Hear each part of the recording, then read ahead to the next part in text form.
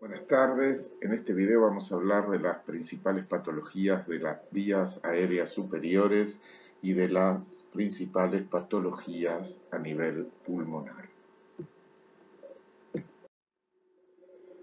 Vamos a comenzar hablando de la cavidad nasal y senos paranasales, si bien las lesiones más frecuentes que uno encuentra van a ser las inflamatorias, lo que tiene que ver con las sinusitis, sobre todo la importancia patológica de las lesiones en este lugar anatómico radica en la presencia de lesiones tumorales, ya sean no neoplásicas o neoplásicas. Dentro de las principales lesiones no neoplásicas, lo más frecuente que vamos a encontrar es la presencia de pólipos.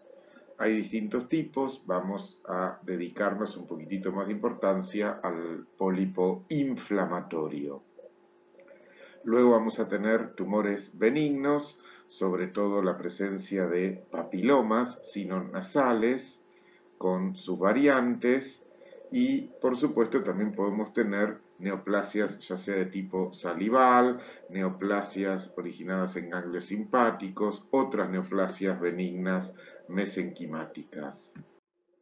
Dentro de los tumores malignos podemos tener una amplia variedad de tumores.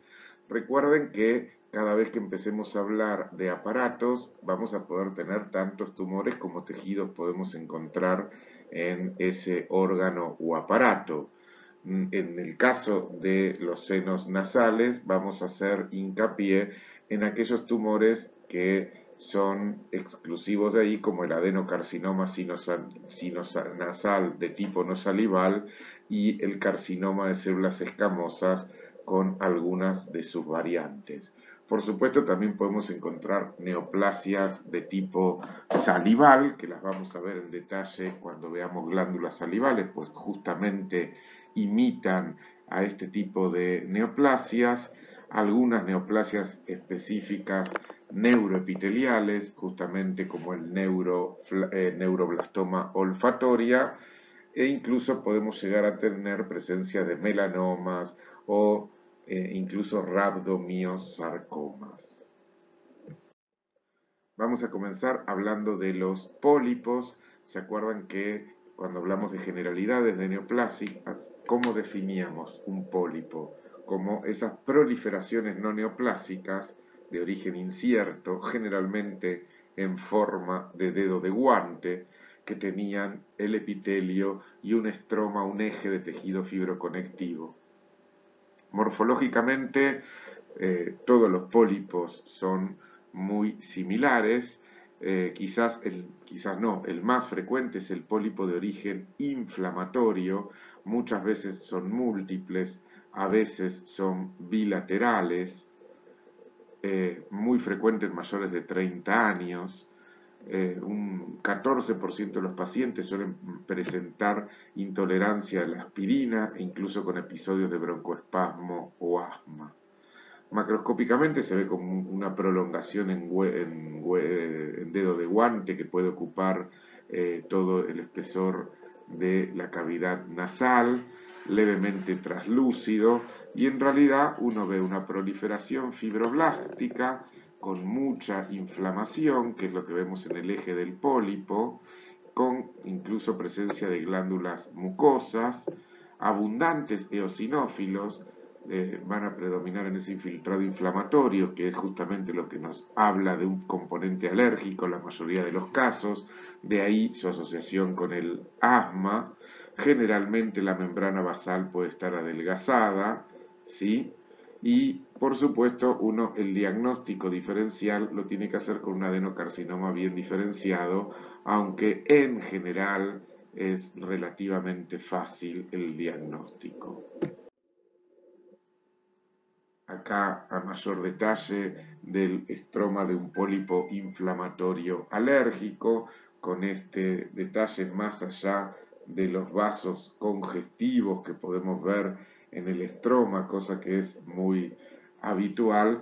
Podemos ver que todo ese fondo es infiltrado inflamatorio, y si viésemos con más aumentos veríamos que hay gran cantidad de eosinófilos.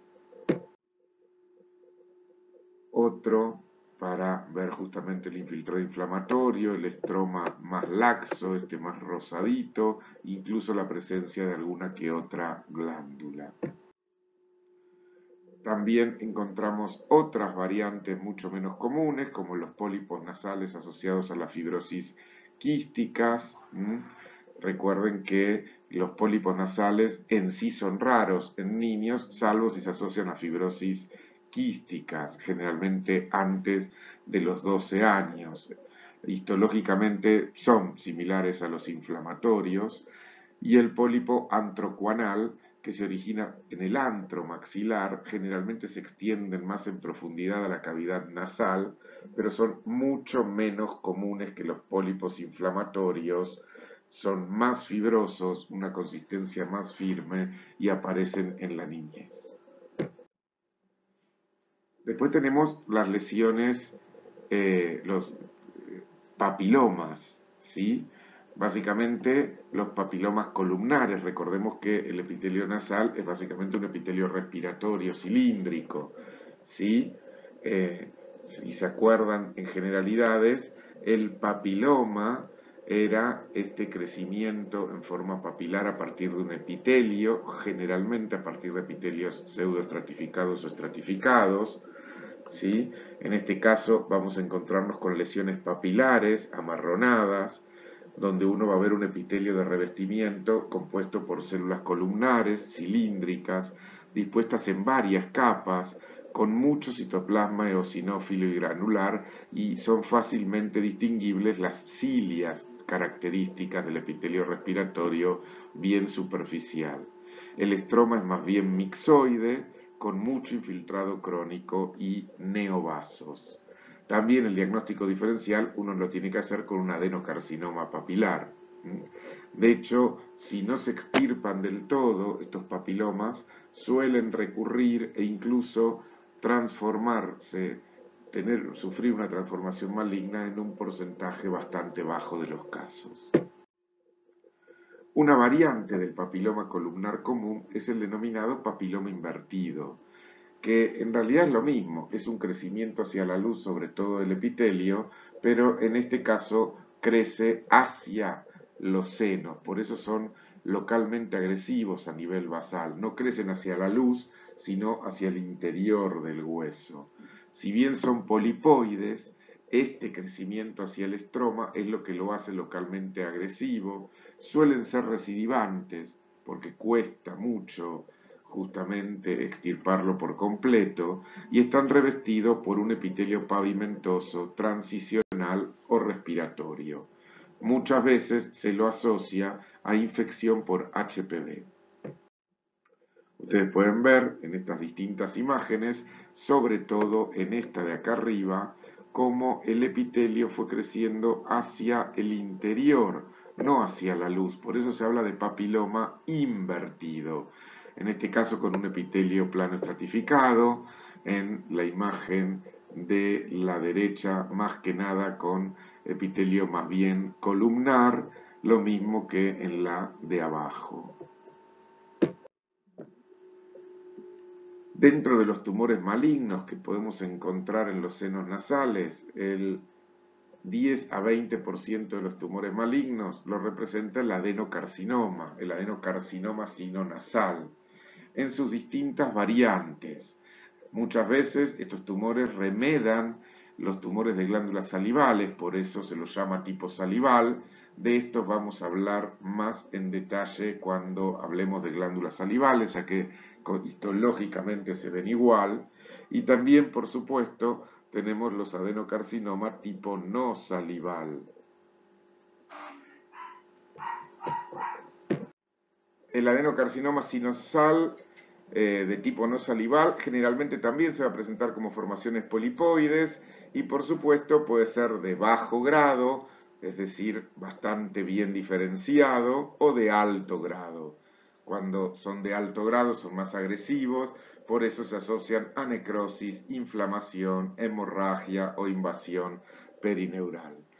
Ambos, tanto el de bajo grado como el de alto grado, es común a veces subclasificarlos según las características morfológicas o de las células, pero no es necesario que sepan en tanta profundidad. Acá tenemos distintos tipos de adenocarcinomas sinonasales. Fíjense que en todos los casos se ve muy bien cómo forman luces glandulares, como cualquier adenocarcinoma. En este caso, todos bastante bien diferenciados e incluso acá uno con formación de mucina. Hay algunas variantes específicas, como le dije, como el de tipo intestinal, que remeda un poco, recuerda esas células más cilíndricas del tubo digestivo. A mayor aumento, la misma variante. Y también vamos a tener el carcinoma de células escamosas que se originan en los senos. Este representa casi el 3% de los tumores de cabeza y cuello y la mayoría son bien diferenciados, es decir, que van a ser queratinizantes. La mayoría, el 70%, se desarrollan en el seno maxilar, el 12% en la cavidad nasal, el 10% en otros senos y el 7% en el vestíbulo nasal. ¿Por qué vamos a encontrar un carcinoma de células escamosas en un lugar cuyo epitelio es básicamente cilíndrico? Porque la mayoría se asocia con tabaquismo o exposición a algunos agentes como níquel, cromo, gas mostaza, alcohol isopropílico, etc. Recuerden ustedes que el tabaquismo, ¿qué va a producir en las células del epitelio respiratorio?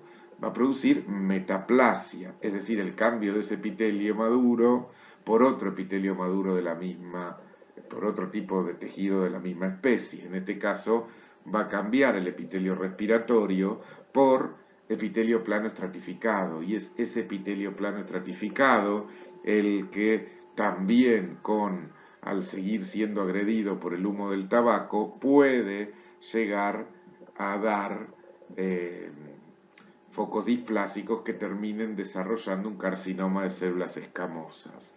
Está muy discutido en el carcinoma de células escamosas sinonasal si hay relación o no con el HPV.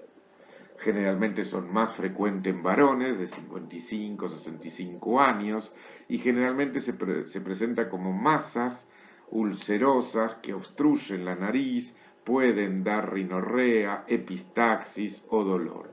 El 15% son bilaterales y es muy frecuente que produzcan perforación septal.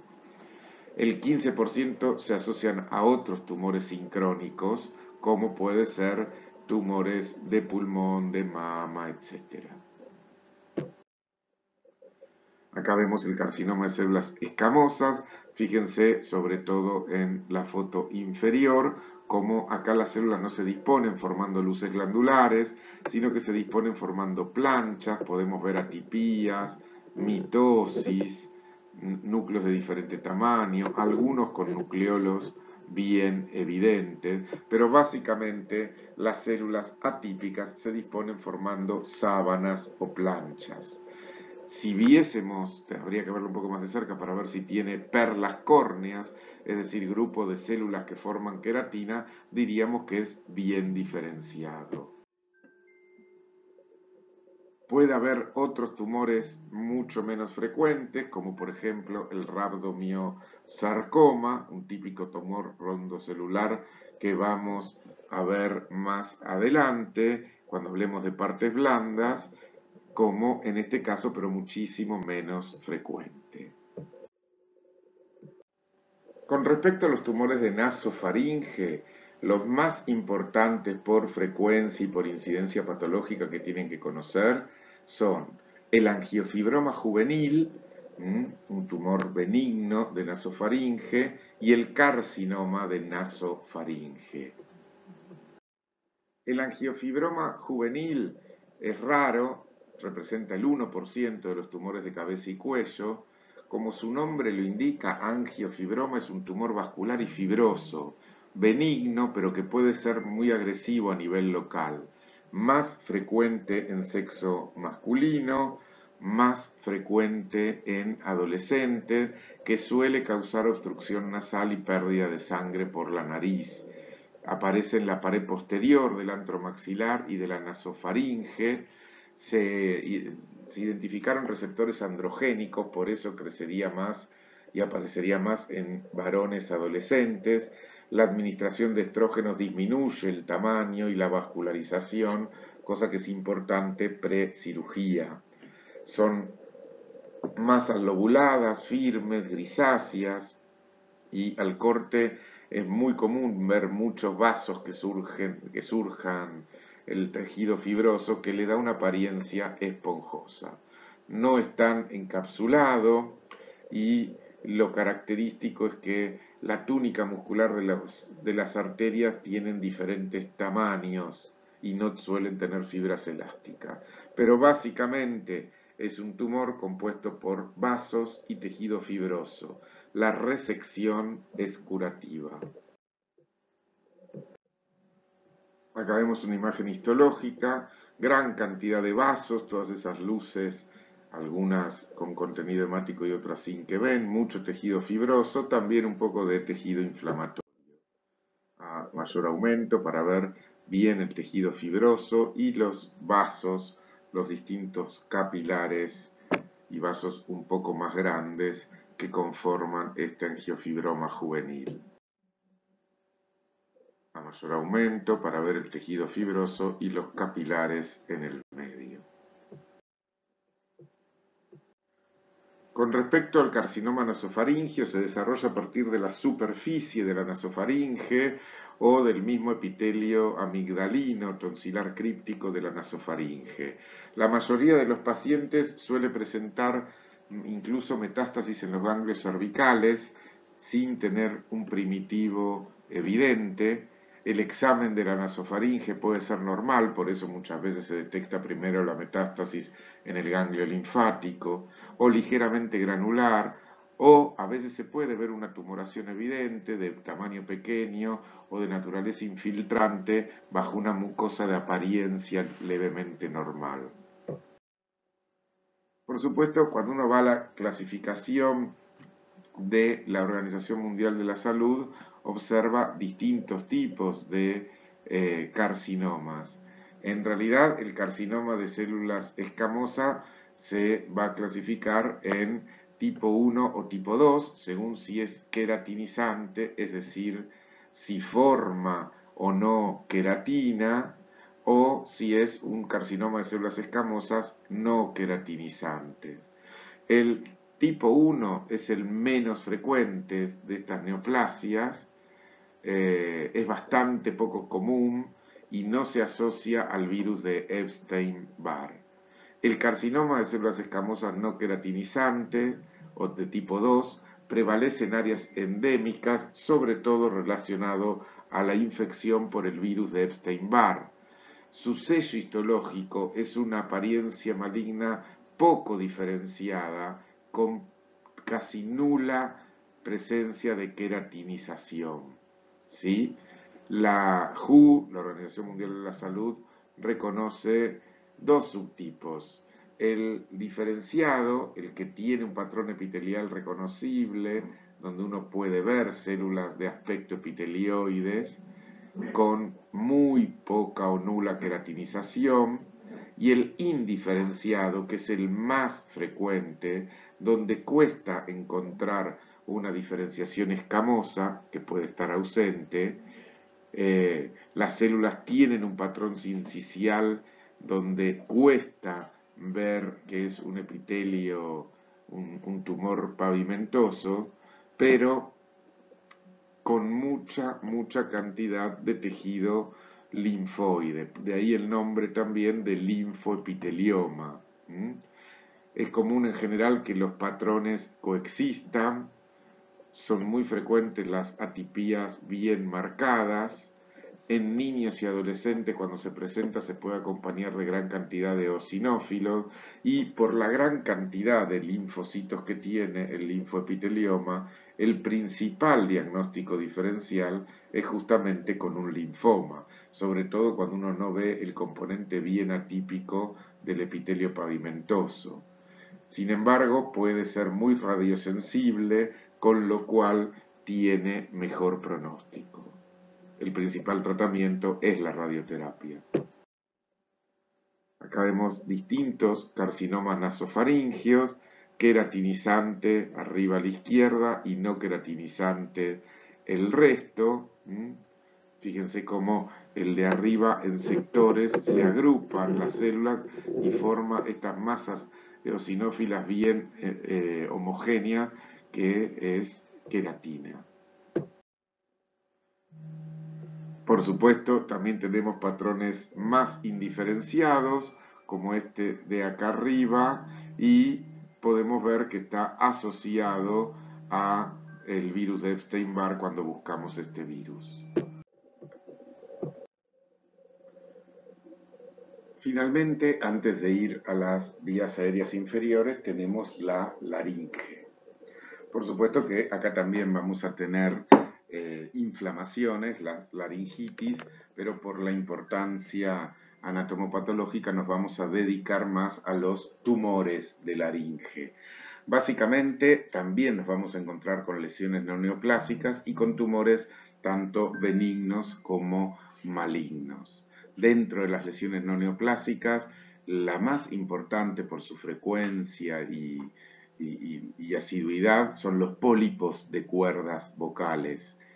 Dentro de los tumores benignos o malignos vamos a tener muchos tipos, pero los más frecuentes y que tienen que saber es el papiloma escamoso dentro de los tumores benignos y el carcinoma de células escamosas dentro de los malignos. Los pólipos de cuerda vocales es la principal patología no neoplásica que tenemos que ver. Son tumefacciones no neoplásicas del tejido subepitelial de las cuerdas vocales verdaderas. ¿Qué significa esto? Que son formaciones reactivas que engrosan la cuerda vocal. Característicamente están relacionados al mal uso de la voz.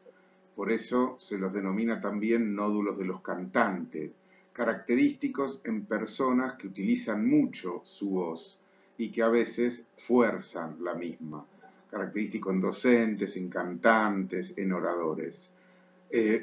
Aparecen en ambos sexos, en cualquier rango etario, pueden ser uni o bilaterales, y el principal síntoma que provoca, justamente por el contacto de las cuerdas vocales, es ronquera. Hay varios tipos de subtipos de pólipos de cuerdas vocales, el pólipo de cuerda vocal verdadero, el edema de Reinke o el nódulo de cuerdas vocales, pero básicamente todos son procesos reactivos con más o menos edema y tejido mixoide en su interior. Todos tienen algo de tejido mixoide, edematoso laxo por debajo de una membrana basal engrosada y un epitelio escamoso, como es el de cuerdas vocales, a veces hiperplásico e incluso puede tener una delgada capa de queratina, como si fuese una capa de paraqueratosis. Al mismo tiempo es frecuente encontrar estructuras vasculares dilatadas, incluso con depósitos de fibrina y algún grado de infiltrado inflamatorio crónico. Acá tenemos dos pólipos distintos, pero ambos son formaciones reactivas. Ustedes pueden observar cómo se ve perfectamente lo que sería el epitelio, plano estratificado por arriba, y ese estroma medio mixoide por debajo. En el otro vamos a ver el mismo epitelio plano estratificado y este estroma mixoide lleno de vasos, con gran cantidad de vasos y edema. El papiloma escamoso es el tumor benigno más frecuente del tracto respiratorio superior, incluyendo la cavidad oral, Frecuentemente se observa en nasofaringe y vestíbulo nasal, como dijimos antes. El papiloma escamoso sí está definitivamente asociado y probablemente causado a HPV, sobre todo a las cepas 6 y 11. Son lesiones bien exofíticas con aspecto en coliflor, friables, de pocos milímetros a 3 centímetros de diámetro, y microscópicamente son múltiples proyecciones digitiformes constituido por ejes conectivos vasculares y típicamente un epitelio plano estratificado por arriba que suele tener una delgada capa paraqueratósica, ¿sí? Esta de acá arriba, con células nucleadas en la superficie, con ausencia de queratina. Si tuviese queratina, es decir, si tuviese una capa de hiperkeratosis, su presencia se puede asociar a riesgo de transformación maligna. En general, la resección quirúrgica del papiloma es curativa y es muy poco frecuente que vuelva a aparecer o que se transforme en un tumor maligno. Y luego tenemos el carcinoma de células escamosas, que suele comenzar a partir de cambios reactivos de la mucosa, como puede ser hiperplasia o queratosis. Estos pequeños cambios reactivos luego sufren distintos grados de displasia, con diferentes grados de atipía citológica y arquitectural.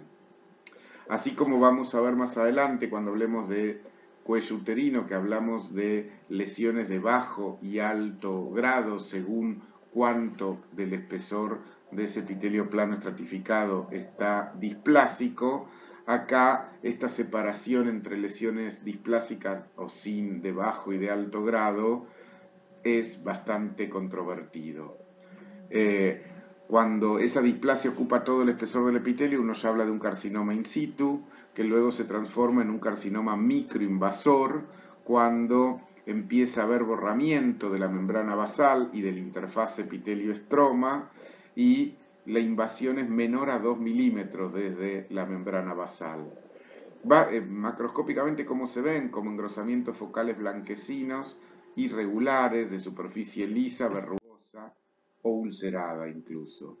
Básicamente, si bien son todos carcinomas epidermoides los que aparecen en la laringe, se los clasifica según el lugar donde aparecen. En carcinoma glótico son los más frecuentes, aparecen a la altura de la glotis, causan síntomas temprano cuando aún son pequeños y curables. La incidencia de metástasis en los ganglios regionales se incrementa en la medida en que invada más profundamente el músculo vocal, pero aún así es menor que en el tumor supraglótico, que habita en un área de mayor drenaje linfático. Carcinoma glótico es entonces el más frecuente, seguido por el carcinoma supraglótico, que es el segundo en frecuencia. 1/3 de los cánceres laringios son supraglóticos. Estos tienden a estar asociados a ronquera más tarde en su curso, pero sí producen dolor, hemoptisis, disfagia. Exhiben una mayor tendencia a extenderse más allá de la línea media y también tienen mayor tendencia a metastatizar en los ganglios linfáticos cervicales. El infraglótico, el que ocurre por debajo de la glotis, es bastante raro, menos del 1-2% de cánceres laringio. Y como la estructura aérea es estrecha y más rígida que en la región inmediatamente superior, a menudo se presentan con estridor y diversos grados de obstrucción aérea. Glótico el más frecuente, supraglótico el segundo en frecuencia. Uno a veces también habla de transglótico cuando el carcinoma ya ocupa desde la cara anterior o posterior. Fíjense acá, vemos una laringe abierta por su cara posterior, lengua, la laringe abierta, parte de la epiglotis comida y toda la zona esta como ulcerada por arriba de las cuerdas vocales que corresponde al tumor, un carcinoma supraglótico. Acá uno infraglótico, fíjense que las cuerdas vocales se encuentran arriba y este está acá abajo, ¿sí? Esta masa bastante infiltrativa dentro de la mucosa laringea. distintos tipos de tumores, uno supraglótico, a la altura de la epiglotis, por arriba de la glotis, otro infraglótico, acá abajo, y esto era lo que les comentaba más temprano, uno transglótico, que si ustedes se fijan ocupa todo el espesor de la abertura laringea. Generalmente se presentan como masas exofíticas con forma de hongo, a veces papilares y friables, pueden estar ulceradas, suelen tener distintos grados de necrosis, y por supuesto a veces son más ulcerinfiltrantes, a veces más infiltrantes, pueden parecerse más a cráteres. Histológicamente corresponden típicamente a un carcinoma de células escamosas, que como ustedes ya bien saben, lo podemos considerar bien diferenciado, moderadamente diferenciado o pobremente diferenciado, según si forma o no queratina también. El tratamiento incluye cirugía, radioterapia y quimioterapia. La mayoría de los glóticos tienen una muy buena sobrevida libre de enfermedad a los 5 años, el 61% de los supraglóticos, y empeora significativamente el pronóstico la presencia de metástasis cervicales. Bueno, descansemos un segundo viendo un hermoso atardecer en alguna playa de alguna isla perdida del Caribe, y ahora sí vamos a pasar a la patología de la vía aérea inferior. A continuación vamos a hablar de las principales patologías que afectan el parénquima pulmonar. Y comenzamos con atelectasia. ¿Qué es la atelectasia? Es la expansión incompleta del parénquima pulmonar o el colapso del parénquima previamente insuflado. ¿Qué es lo que va a producir? Va a disminuir la oxigenación de la sangre y por supuesto favorece las infecciones. Las atelectasias se pueden producir básicamente por 3 razones y de eso depende su clasificación. Tenemos las obstructivas, donde se produce una resorción de los alvéolos que quedaron después de la obstrucción, las compresivas o por contracción. La obstructiva se caracteriza por ser secundaria a neoplasias que obstruyen bronquios, a tapones mucosos o a la aspiración de cuerpos extraños. La compresiva es debida generalmente por neumotórax, donde se altera la presión del espacio pleural y eso comprime justamente el parénquima pulmonar. La atelectasia por contracción es secundaria a alteraciones fibrosas pulmonares o pleurales que impiden la expansión incompleta. Hay otra forma dispersa secundaria al síndrome de distrés respiratorio del adulto o del recién nacido. En este último caso, el pulmón no se colapsa por falta de surfactante pulmonar. En este esquema podemos ver perfectamente bien los 3 tipos de atelectasia que hay. Observen, sobre todo en la primera de la izquierda, de arriba a la izquierda, como cuando hay una obstrucción del bronquio, el resto de los alvéolos que quedan a distal, van perdiendo el aire y por eso se reabsorben y colapsa todos los alvéolos que dependen de ese bronquio obstruido. En la comprensión es la que comprime justamente el pulmón y lo colapsa, y en la contracción las distintas cicatrices del pulmón hacen que éste no se termine de expandir. Otra de las patologías que puede afectar el parénquima pulmonar es el edema pulmonar. Si bien ya hablamos de las bases fisiopatológicas que pueden producir el edema, vamos a ver en esta tabla distintas clasificaciones y o causas del edema pulmonar. En resumida cuenta, podemos clasificar a los edemas en edemas hemodinámicos, edemas por lesiones microvasculares y edemas de origen indeterminado. No vamos a profundizar en este tema que ya hablamos cuando vimos las generalidades del aparato circulatorio. Otra patología que es importante que hablemos es el síndrome de dificultad respiratoria del adulto. Es un síndrome de insuficiencia respiratoria grave con severa cianosis e hipoxemia en sangre arterial, que no mejora con oxigenoterapia, esto es lo más importante, y puede provocar la insuficiencia de otros órganos y aparatos ajenos al pulmón. Generalmente les resulta difícil definir qué es el síndrome de dificultad respiratoria, pero lo que tienen que comprender es que es esa insuficiencia respiratoria que no mejora con oxigenoterapia. Técnicamente no es una patología en sí, sino que es la complicación de muchos procesos que afectan el pulmón, así como de muchos cuadros sistémicos. Lo que caracteriza al síndrome de dificultad respiratoria del adulto es un severo edema pulmonar con un infiltrado alveolar difuso y, es decir, el alvéolo se llena no solo de líquido de edema, sino de glóbulos blancos y la presencia de membrana hialina. Esto es lo característico. También el síndrome de dificultad respiratorio del adulto se denomina daño alveolar difuso y justamente es refractaria a la oxigenoterapia por esta membrana hialina que bordea el límite del alvéolo. Son muchas las afecciones que se asocian al desarrollo de un síndrome de dificultad respiratoria del adulto. Es más, muchos pacientes, sobre todo añosos, internados por otras patologías, terminan falleciendo con un cuadro de distrés respiratorio del adulto, ya sea por infecciones como sepsis o aspiraciones gástricas, por lesiones físicas o traumatismos, por inhalación de sustancias irritantes, lesiones químicas, trastornos hematológicos, etc. Macroscópicamente, el pulmón va a estar erguido y edematoso, porque va a estar con mucho líquido, aumentado de peso y con una consistencia de color pardo rojizo, justamente por el acúmulo de sangre. Microscópicamente hay, obviamente, congestión vascular, es decir, que los vasos que están en los tabiques interalveolares van a estar llenos de sangre.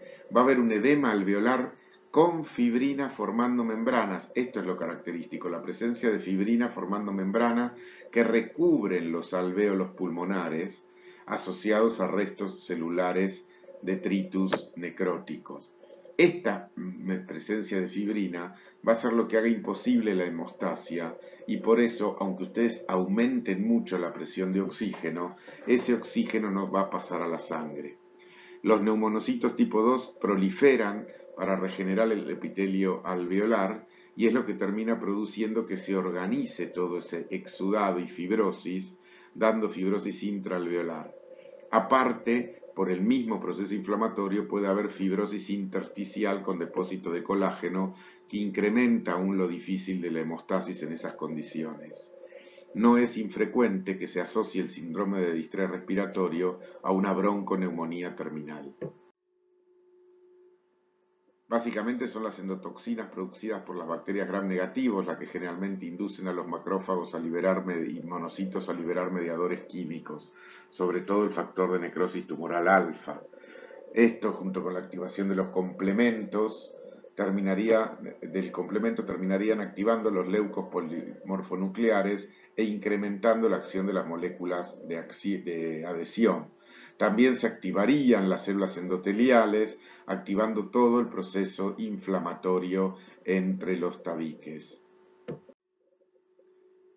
La lesión inicial del síndrome de dificultad respiratoria o distrés respiratorio del adulto o daño alveolar difuso está en el endotelio capilar y en el epitelio alveolar con menor frecuencia, pero tanto el endotelio como el epitelio alveolar están afectados y justamente la lesión de estas células, sobre todo las endoteliales, producen aumento de la permeabilidad capilar, el edema intraalveolar, la exudación de fibrina y la formación de esta membrana hialina. Esta lesión capilar sería el resultado de la interacción tanto entre los leucocitos polimorfonucleares con los distintos mediadores químicos de la inflamación.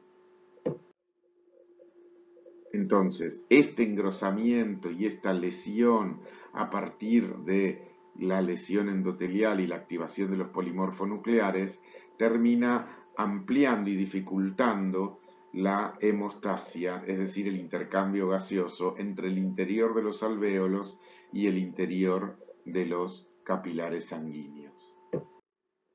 Fíjense ustedes en esta foto, esto es un pulmón.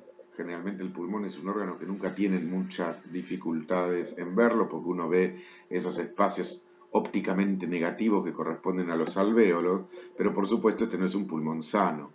Si ustedes se fijan en lo que serían los alvéolos, por ejemplo este que estoy marcando, básicamente la pared alveolar que en sectores está rota, en otros sectores tiene este material eosinófilo, que no es otra cosa más que fibrina, aumentando justamente e imposibilitando el intercambio gaseoso con los capilares que están entre los tabiques interalveolares, al margen de la gran cantidad de polimorfos que hay y del engrosamiento de los tabiques. La otra patología que también frecuente que podemos encontrar en los pulmones es la embolia pulmonar, que también ya hablamos cuando hablamos de generalidades de patología circulatoria, donde la embolia va a depender del tamaño del émbolo y del estado de la circulación, y básicamente de qué tan grande sea el vaso que se obstruye. Si se obstruyen vasos grandes, como las pulmonares o la bifurcación de las pulmonares, se puede llegar a producir la muerte por lo que se denomina cor pulmonale agudo. Las embolias menores pueden producir infarto, en algunos casos se presenta con hemorragia pulmonar por destrucción de las arterias bronquiales. Solo el 10% de las embolias va a producir un infarto macroscópicamente visible. Acá pueden ver un hilio pulmonar y cómo en los vasos grandes justamente estamos viendo un émbolo, ¿sí? Un pedazo de sangre coagulada que obstruyó el vaso. Histológicamente podemos ver el vaso y ese coágulo sanguíneo intravascular que corresponde al émbolo. Esto puede producir infartos, dijimos que, como ya vimos, en el pulmón van a tener forma de cuña, forma triangular, como vemos en este caso, y por supuesto el infarto pulmonar va a ser hemorrágico. ¿Por qué va a ser hemorrágico? Bueno, porque el pulmón es un órgano de doble circulación. Acá vemos otro infarto hemorrágico pulmonar por obstrucción de una arteria de pulmonar más periférica.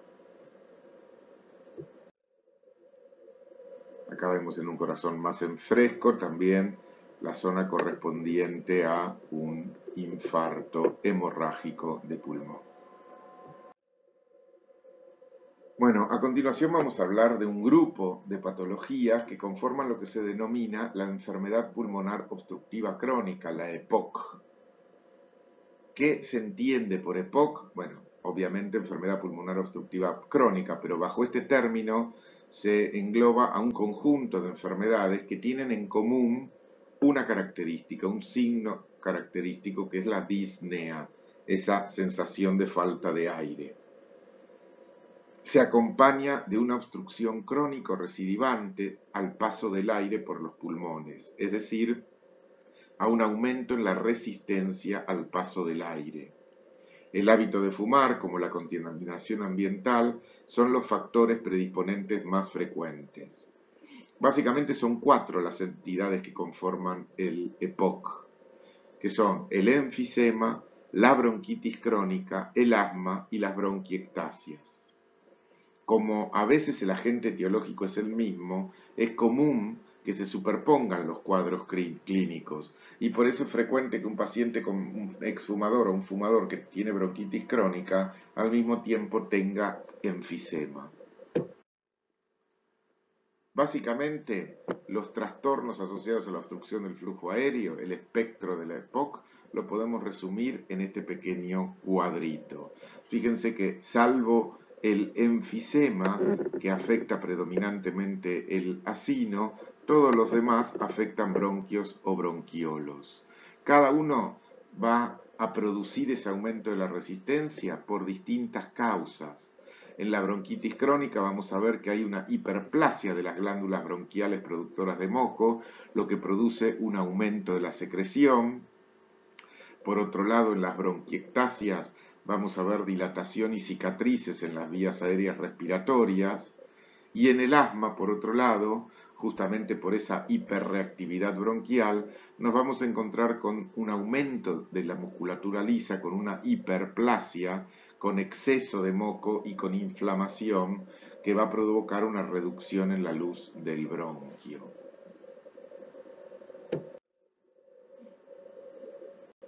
Las dos patologías más frecuentes y que uno suele presentar, digamos, como prototipos del EPOC son el enfisema y la bronquitis crónica, características las dos en los fumadores.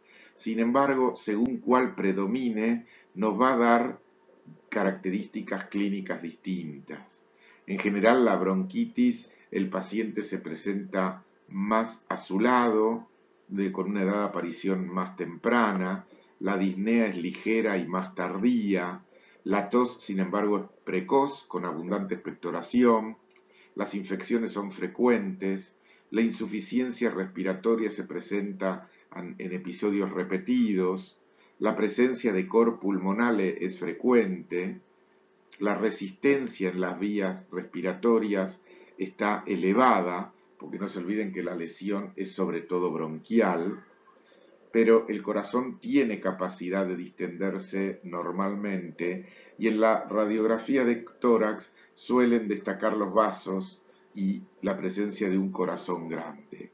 En el enfisema, como vamos a ver enseguida, en realidad lo que hay es ruptura de los tabiques alveolares, es la típica clínica, semiológicamente lo van a estudiar como el típico soplador sonrosado, en pacientes más añosos, con una disnea muy intensa y precoz. La tos en el enfisema es de aparición tardía, las infecciones son más raras, la insuficiencia respiratoria se presenta en forma terminal, lo mismo que el cor pulmonale si se presenta. La resistencia en las vías aéreas no está muy elevada o puede estar incluso normal, porque la lesión está en el alvéolo, en la porción distal, no en el tubo que conecta con ese globo final que sería el alvéolo. Y por supuesto, la radiografía de tórax nos va a mostrar dos pulmones hiperinsuflados porque el aire en realidad queda atrapado en esos alvéolos rotos. Vamos a comenzar hablando con el enfisema, este proceso pulmonar caracterizado por un aumento permanente y anómalo de los espacios aéreos distales o más allá del bronquiolo terminal, acompañado de destrucción de sus paredes y sin signos de fibrosis.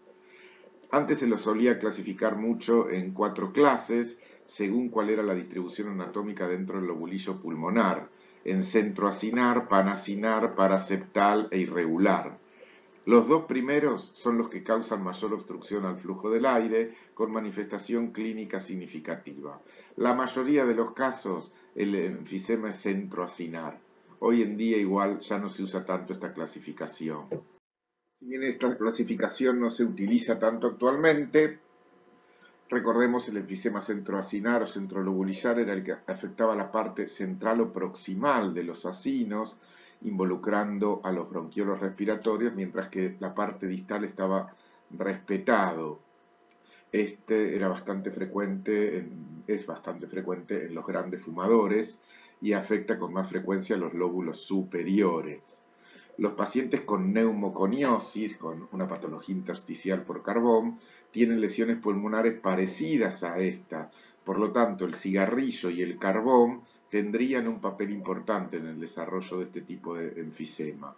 El denominado enfisema panacinar era cuando se producía un aumento homogéneo del tamaño de los acinos desde el bronquiolo respiratorio hasta el extremo ciego de los alvéolos y más frecuente, comprometiendo más frecuentemente las zonas inferiores.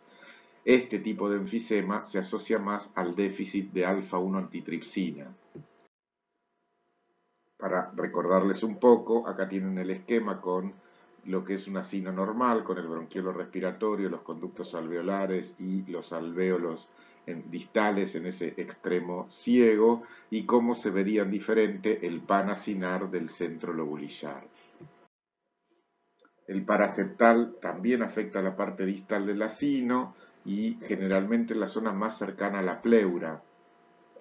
Generalmente aparece en zonas de fibrosis, cicatrización y atelectasia, y este es común que produzca bullas de 0,5 hasta 2 centímetros de diámetro.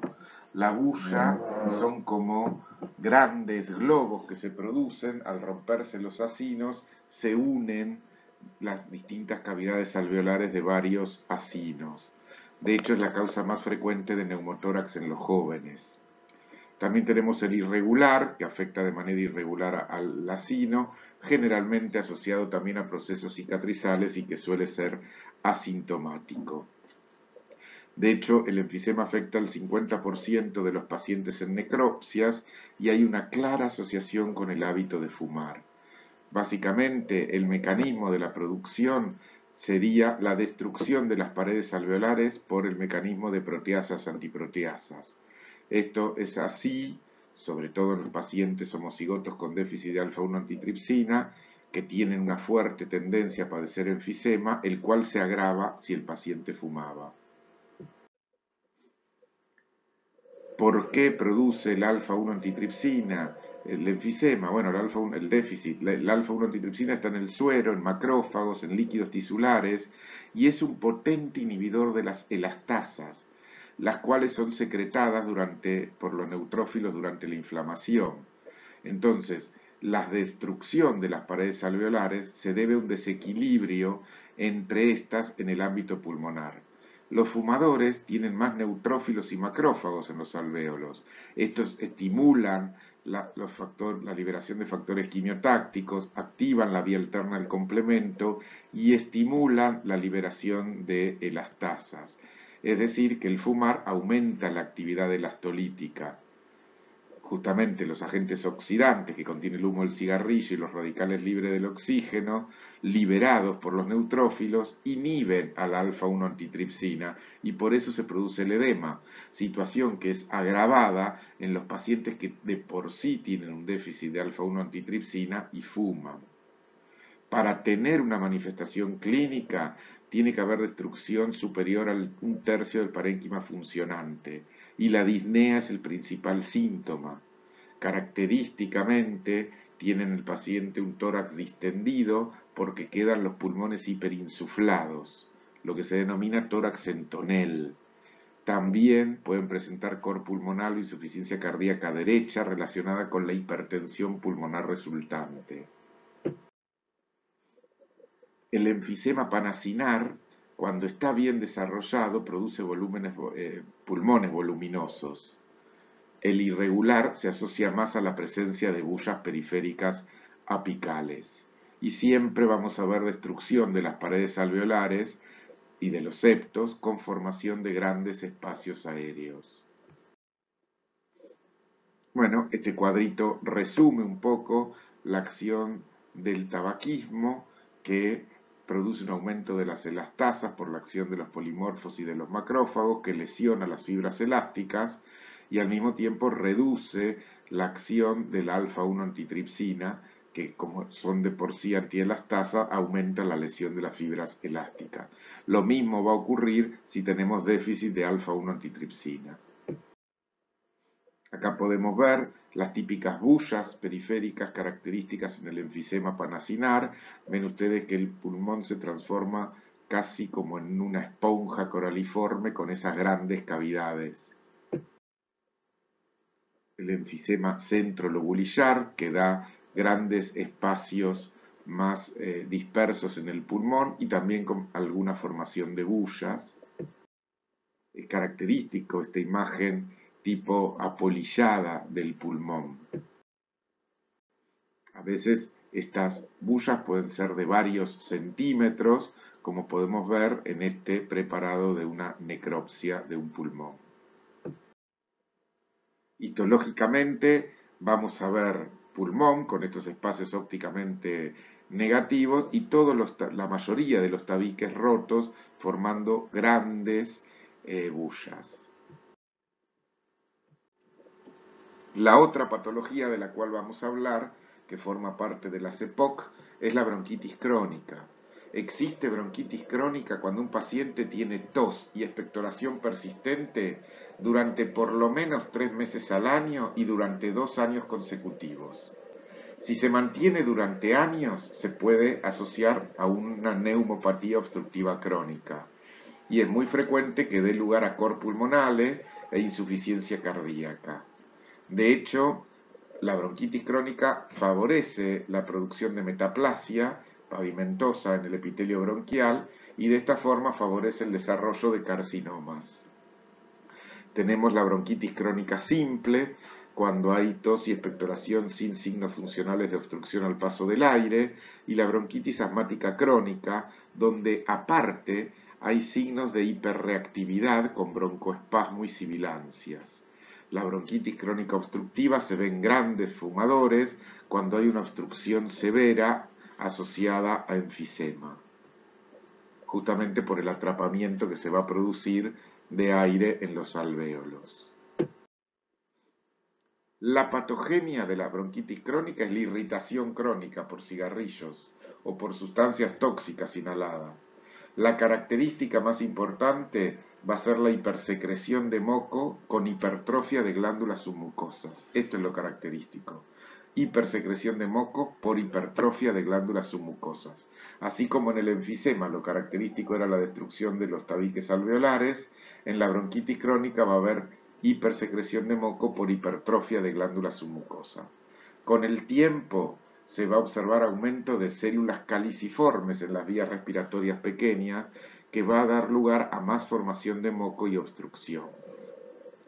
En los fumadores jóvenes se observa metaplasia de células caliciformes con tapones de moco, acumulación de macrófagos alveolares, pigmentados, infiltrado inflamatorio y fibrosis de la pared de los bronquiolos. Morfológicamente vamos a ver edema, hiperemia de la mucosa, secreción de moco, metaplasia escamosa, cambio de ese epitelio cilíndrico bronquial por epitelio plano estratificado, con aumento de las glándulas mucosecretoras de tráquea y bronquios. En este pequeño esquema podemos ver cómo generalmente van en paralelo tanto la lesión bronquial como la destrucción de las paredes alveolares y terminan en la coexistencia de la bronquitis crónica con el enfisema.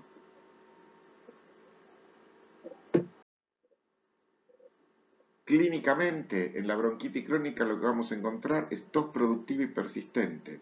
Ya saben, por 3 meses y durante 2 años seguidos. El paciente va a tener el típico aspecto abotagado y cianótico, azul, con aumento de la resistencia respiratoria, justamente por los tapones de moco, disnea, dificultad para respirar, hipoxemia, bajos valores de oxígeno en sangre e hipercapnia. Evolucionan generalmente a cor pulmonale e insuficiencia cardíaca. Vamos a hablar ahora unas palabras de asma. El asma es un trastorno inflamatorio crónico de las vías aéreas y recidivante, caracterizado ¿por qué? Por una hiperreactividad de las vías respiratorias. Esta hiperreactividad da lugar a episodios reversibles de broncoconstricción, de broncoespasmo, frente a diversos estímulos. El estado entre las crisis asmáticas suele ser asintomático. Rara vez persiste la crisis mucho tiempo y es lo que se denomina estado asmático. Lo que va a haber es una broncoconstricción difusa, variable y limitación al flujo aéreo, parcialmente reversible esta limitación a la entrada de aire, de modo espontáneo o con tratamiento. La inflamación de las vías aéreas lo que causa es un aumento de la reactividad de la vía respiratoria. Y esto es lo que produce el broncoespasmo, desencadenado por una variedad de múltiples estímulos. Ejercicio, el frío, distintos alérgenos, sobre todo en primavera, o directamente de causa desconocida. Hay distintas clasificaciones, ya sea basada en la frecuencia o intensidad de los síntomas, basada en las respuestas al tratamiento, basadas en la fisiopatología, es decir, si se desencadena por una causa extrínseca o por una causa intrínseca, o basada en agentes o acontecimientos que desencadenan la broncoconstricción. Son distintas formas de clasificar los distintos tipos de asma. El asma extrínseca está iniciada por una reacción de hipersensibilidad tipo 1, inducida por la exposición a algún antígeno extrínseco. Así vamos a tener el asma atópico, el alérgico, ese que ocurre en primavera ante el polen o distintas sustancias. El asma laboral, que suele aparecer por la exposición a sustancias tóxicas relacionadas con el ámbito del trabajo o incluso por colonización de gérmenes como el aspergillus en los bronquios. La intrínseca puede estar iniciada por mecanismos no inmunes, por excesos de aspirina, por infecciones pulmonares, por el frío, por sustancias irritantes, por el estrés, por el ejercicio. Y básicamente es una reacción de hipersensibilidad a ese alérgeno que desencadena lo que ustedes ya conocen, que es una típica reacción de hipersensibilidad tipo 1. Distintos esquemas para ver cómo actúan, sobre todo cómo actúan los neutrófilos en esta hiperactividad e hiperreactividad del árbol bronquial, produciendo este exceso de moco. Característicamente, los pulmones van a estar distendidos por hiperinsuflación, puede haber pequeñas áreas de atelectasia, puede haber oclusión, justamente por la oclusión de bronquios y bronquiolos por tapones mucosos. Son característicos los tapones mucosos que arrastran células de epitelio desprendido, que incluso se pueden llegar a expectoral, son los denominados espirales de Cushman. Es frecuente, sobre todo en las asmas alérgicas, que haya numerosos eosinófilos y los denominados cristales de Charcot-Leyden, que son colecciones de cristaloides constituidas por proteínas de las membranas de los eosinófilos.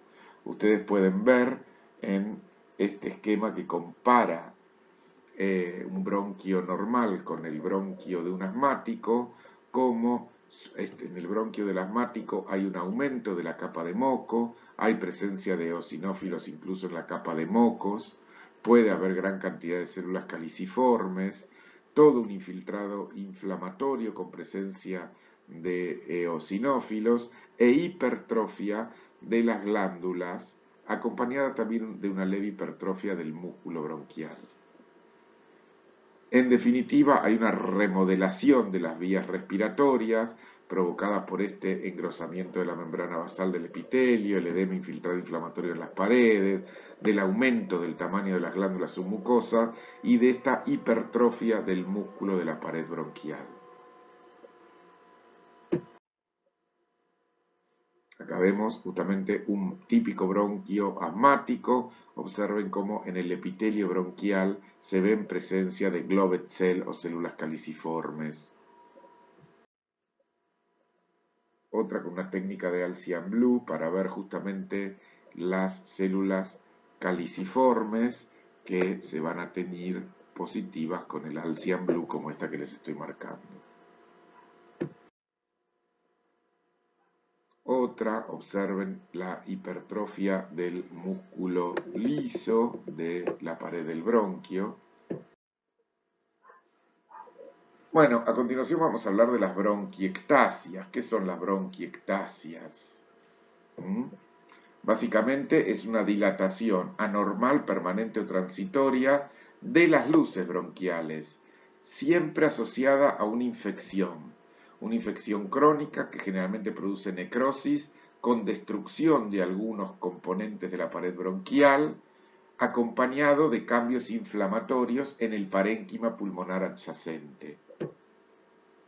¿Con qué se asocian las bronquiectasias? Bueno, con procesos congénitos o hereditarios como fibrosis quística, como malformaciones congénitas del pulmón, como ciertos estados de inmunodeficiencia, como síndromes congénitos como las alteraciones en la movilidad de las cilias, síndromes de Cartagener, estados posinfecciosos, como por ejemplo después de neumonías necrotizantes bacterianas o virales o por hongos. Se asocia también a obstrucción bronquial en tumores que obstruyan bronquios y que produzcan esta dilatación y necrosis de la pared o incluso en aspiración de cuerpo extraño. Otros procesos como artritis reumatoidea y enfermedades autoinmunes también pueden desencadenar zonas de bronquiectasias.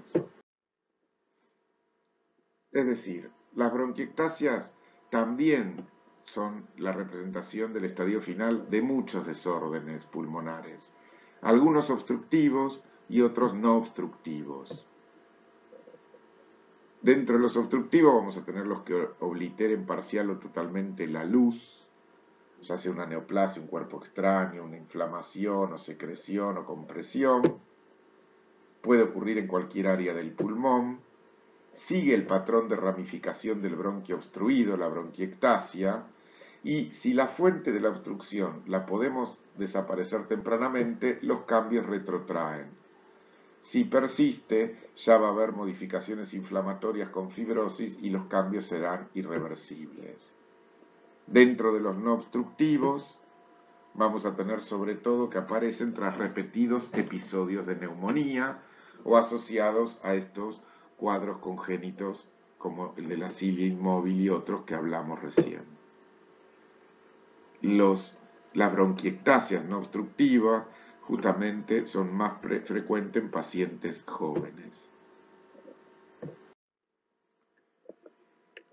Generalmente el proceso bronquiectásico es focal y la extensión va a depender de la agresión primaria, de lo que la produjo. Si bien se la clasifica según la morfología que adquiere, hay que entender que la pared bronquial va a estar engrosada, el cartílago incluso se puede osificar y ulcerar hacia la luz, y el parénquima adyacente siempre va a tener grados variables de inflamación e incluso a veces acompañarse de abscesos peribronquiales.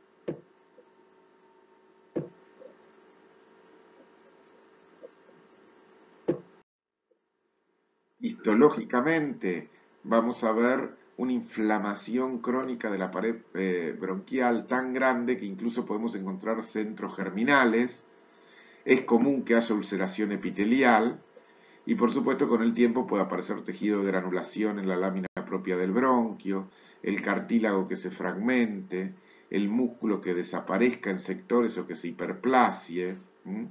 En general, lo que más se conserva en ese músculo alterado por todo el proceso inflamatorio son las glándulas mucosas.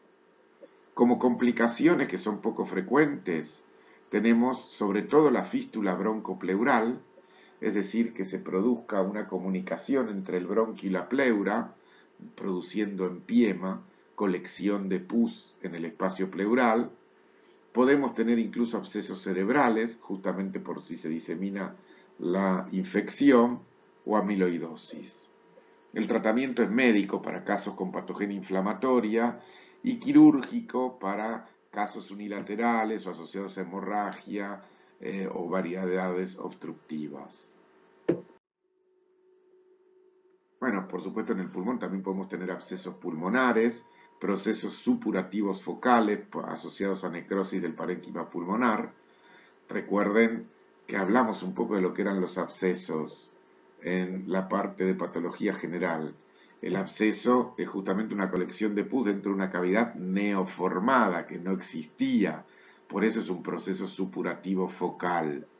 Más frecuente en el lóbulo inferior derecho, después en el lóbulo superior derecho y por último en el lóbulo inferior izquierdo. La etiología casi siempre son estreptococos aerobios y anaerobios o estafiloaureos o bacterias gram negativos. A veces también puede ser anaerobios solos, bacterioides, fusobacterium, peptococcus. ¿Y por qué se producen? Básicamente por aspiración de material infeccioso o con una infección bacteriana primaria como antecedente. Se puede producir un absceso a partir de una embolia séptica originada por una infección en otro lado o incluso asociado a alguna neoplasia. Macroscópicamente, el absceso puede medir desde pocos milímetros a varios centímetros, afectar un lóbulo o único en forma única o múltiple. Uno encuentra una cavidad neoformada con restos de pus e incluso puede haber una infección sobreagregada. Cuando la cavidad está muy infectada, podemos tener incluso mal olor, color negro verdoso en esa cavidad, con mala delimitación de los márgenes.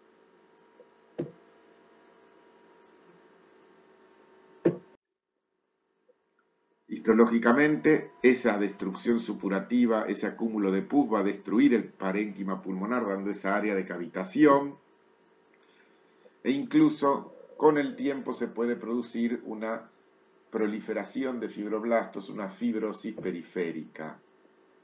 ¿Qué complicaciones puede tener el absceso pulmonar?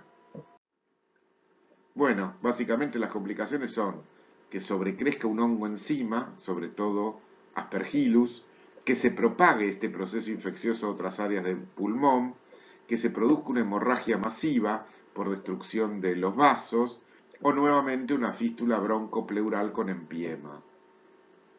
Y por supuesto, si se produce una sepsis, el agente infeccioso pueda viajar y termine dando un absceso cerebral.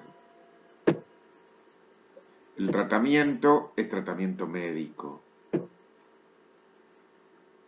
En pequeñas cavidades uniloculares se puede hacer una resección segmentaria o incluso, si el absceso es más grande, una lobectomía. Finalmente, tenemos que hablar de patologías granulomatosas que ocurren en el pulmón. Nosotros ya vimos en otro video lo que era la tuberculosis, que es el ejemplo de patología granulomatosa con formación de granulomas con necrosis gaseosa central. La otra enfermedad granulomatosa no infecciosa, porque no tiene como la tuberculosis, cuya etiología es el bacilo de Koch, en la sarcoidosis la etiología es no infecciosa, es de causa desconocida y afecta a varios órganos, pero va a tener en común que también es una enfermedad granulomatosa. Si bien la sarcoidosis presenta varios patrones clínicos, el compromiso de tanto los ganglios iliares como los pulmones estaría presente en el 90% de los casos. Las lesiones oculares y cutáneas son otra de las manifestaciones que pueden estar presentes en la enfermedad. Va a afectar más a mujeres que a varones y es prácticamente desconocida en Oriente. Lo que vamos a encontrar es un granuloma no caseificante. Se cree que habría algún tipo de antígeno que desencadenaría esta respuesta inflamatoria crónica. Los pacientes tienen un incremento en los linfocitos CD4, así como en la interleuquina 2, y también se observa un incremento en la citoquina, lo que explicaría la fibrosis marcada que hay en la sarcoidosis. Sin embargo, todavía sigue siendo una enfermedad de etiología desconocida. Básicamente se puede presentar en la cavidad torácica de distintas maneras, con compromiso periliar moderado intenso, como enfermedad pulmonar difusa, o como una combinación de adenopatías periliares más enfermedad pulmonar difusa. También puede ser muy frecuente la fibrosis intersticial pulmonar o la presencia de broncoestenosis localizadas con atelectasias y bronquiectasias distales. Histológicamente vamos a ver granulomas, pero a diferencia de la TBC van a ser granulomas sin necrosis gaseosa, granulomas no caseificantes, con células epitelioides, con células gigantes tipo Langhans también y con linfocitos T. Puede haber pequeños focos de necrosis, pero de apariencia fibrinoide en el centro de algunos granulomas, no esos centros sucios de la necrosis gaseosa de la TBC. También se pueden observar pequeñas inclusiones laminares de proteína y calcio denominadas cuerpos de Schaumann y cuerpos asteroides, que son característicos de la sarcoidosis. Los granulomas suelen ser intersticiales, peribronquiales y parecerían seguir las rutas linfáticas del pulmón. Los ganglios linfáticos e incluso la piel también muestran presencia de granulomas. A nivel ocular vamos a tener iritis e iridociclitis. Acá podemos ver, ven que da una lesión, en este caso no de aspecto tan casioso como una TBC, pero podemos ver la lesión tanto en el parénquima pulmonar como alrededor de esos vasos en los ganglios más iliales. Histológicamente vemos el típico granuloma con células epitelioides, con restos de fibrosis y con células gigantes tipo Langhans. Acá no se ve exactamente bien, pero quizás podríamos decir que con buena voluntad esta podría ser una célula gigante tipo Langhans. Por último, para terminar de hablar de pulmón, vamos a hablar de neumonía y de bronconeumonía. La invasión del parénquima pulmonar por las bacterias va a producir que se consolide, que se produzca una solidificación exudativa del tejido pulmonar. Y esto es lo que se conoce como neumonía. La consolidación del parénquima pulmonar, pero en focos dispersos o en parches, es el rasgo característico de la bronconeumonía. Generalmente la bronconeumonía se presenta como extensión de una bronquitis o bronquiolitis preexistente y generalmente afecta a los extremos más vulnerables de la vida, la lactancia y la vejez. La neumonía generalmente compromete todo un lóbulo o gran parte de un lóbulo pulmonar.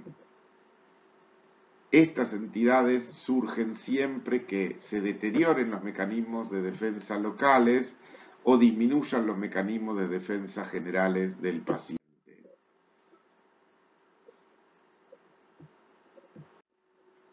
Es decir, ¿por qué se puede producir una infección pulmonar que nos termine dando una neumonía o una bronconeumonía? Ya sea porque se produzca alguna alteración en la depuración nasal.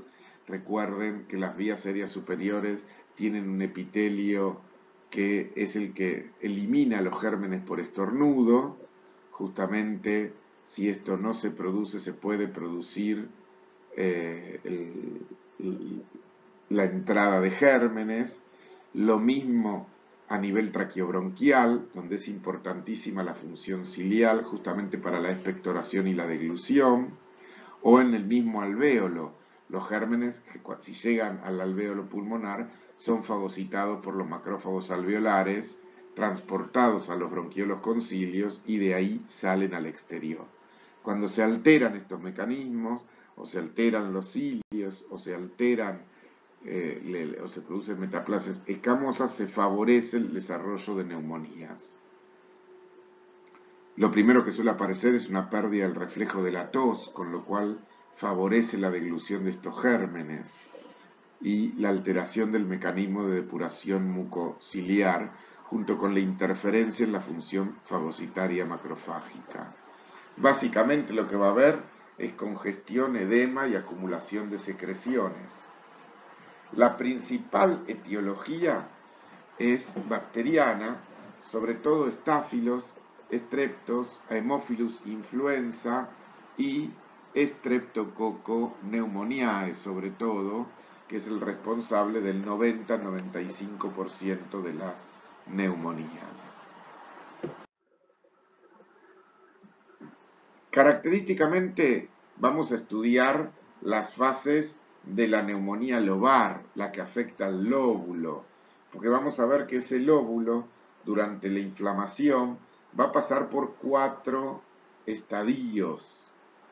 En la bronconeumonía, con cada una de esas lesiones parcheadas, también van a pasar por estos 4 estadios, nada más que no se va a producir todo al mismo tiempo, como en una neumonía cuando se afecta a un solo lóbulo pulmonar, sino que cada parchecito va a evolucionar solo.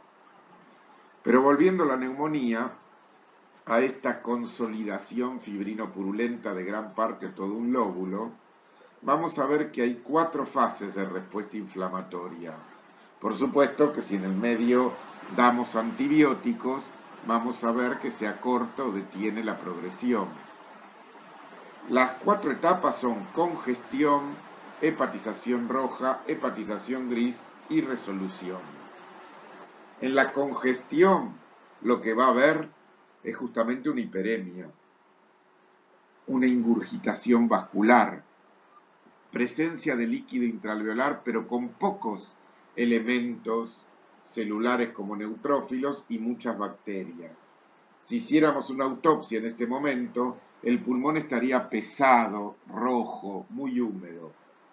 A ese estadio de congestión le sigue el de hepatización roja, donde el lóbulo pulmonar ya va a estar más firme, con una consistencia similar a la del hígado, por eso lo de hepatización roja, y va a haber gran salida de hematíes hacia el interior de los alvéolos. Por eso, junto con neutrófilos y fibrina, los alvéolos se van a ver llenos de estos hematíes, neutrófilos y fibrina, y por eso hablamos de hepatización roja. A este estadio de hepatización roja le sigue el estadio de hepatización gris. Acá ya el pulmón macroscópicamente lo vamos a ver más pardo grisáceo, porque acá los hematíes ya se desintegraron y lo que predominan en este estadio son los linfocitos, ¿sí? Los glóbulos blancos. Y finalmente la resolución, la digestión enzimática progresiva de todo este exudado que va a originar restos granulares que van a ser reabsorbidos, ingeridos por los macrófagos, por los monocitos, expulsados por tos u organizados con fibrosis. Es frecuente que la pleura adyacente tenga también una reacción fibrinosa que se resuelve de modo similar, aunque puede haber organización y engrosamientos fibrosos o adherencias permanentes entre las hojas pleurales. En las bronconeumonías tengan presente que hay múltiples áreas de inflamación supurada aguda. Por eso suele ser multilobular, bilateral y con predominio basal. Cada una de estas áreas mide 3 o 4 centímetros, con aspecto ligeramente elevado, y cada área puede estar en un estadio distinto. Por eso la vamos a ver, el pulmón se va a ver parcheado, con zonas rojas, porque están en hepatización roja, otras más grises, con una coloración heterogénea característica. Fíjense cómo en estos dos pulmones vemos en la imagen de la izquierda todo un lóbulo comprometido, consolidado, y en la otra vemos un pulmón con distinta coloración porque vemos distintos focos en cada área. Bueno, esta es la típica imagen histológica de una neumonía, donde acá ya no vemos esos alvéolos blancos de la típica histología del pulmón, sino que los alvéolos están ocupados sobre todo por exudado, bueno, tendríamos que acercarnos un poco más para ver si son neutrófilos o linfocitos, en este caso parecerían ser linfocitos, y vemos las distintas imágenes de cómo tenemos primero neutrófilos en la imagen superior izquierda, después hasta la organización y restos de fibrosis en la inferior derecha de cómo evoluciona una neumonía. Es interesante que comparen esta imagen con la que se acordarán de cuando hablábamos de edema pulmonar, porque en el edema pulmonar simple y común que habíamos visto cuando vimos circulatorio en general, veíamos que los alvéolos se llenaban de una sustancia rosa homogénea, porque era un trasudado. Esto es un exudado, acá hay una inflamación, salen elementos, salen polimorfos.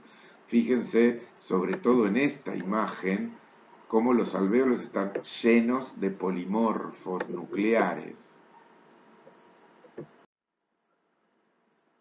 Complicaciones de la neumonía y de la bronconeumonía. Bueno, básicamente formación de abscesos por destrucción y necrosis localizada del tejido, más frecuente en las neumonías por neumococo Klebsiella, empiema, sobre todo si la infección se extiende a la cavidad pleural y causa una reacción fibrino-supurada.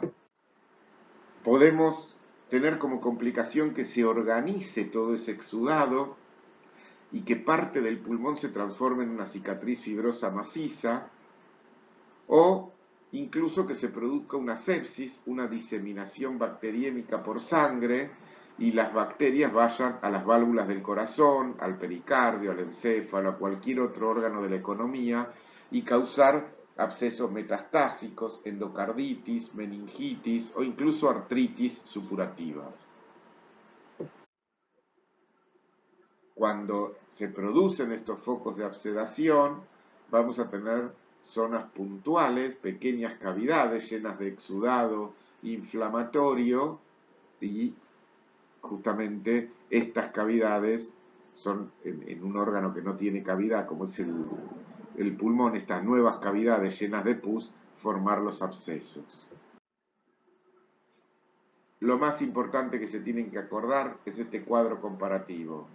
Bronconeumonía en los extremos de la vida, neumonía en pacientes jóvenes, mientras que en la bronconeumonía predomina el estáfilo, strepto, el hemophilus, la neumonía, sobre todo el neumococo, la bronconeumonía de este aspecto típico parcheada multilobular, porque suele afectar más de un lóbulo con predominio en las bases, la neumonía sobre todo es lobar. En la bronconeumonía siempre vamos a encontrar focos en distintas etapas evolutivas. En la neumonía todo el lóbulo está en la misma etapa. Por eso se dice que la bronconeumonía es polimorfa, policíclica y policrómica, mientras que la neumonía, como evoluciona todo el lóbulo igual, al mismo tiempo, es monomorfa, monocíclica y monocrómica, porque el lóbulo evoluciona en conjunto. Primero se congestiona, después se produce la hepatización roja, hepatización gris y resuelve en forma conjunta todo el lóbulo. Bueno, muchísimas gracias. Nos vemos en el próximo video.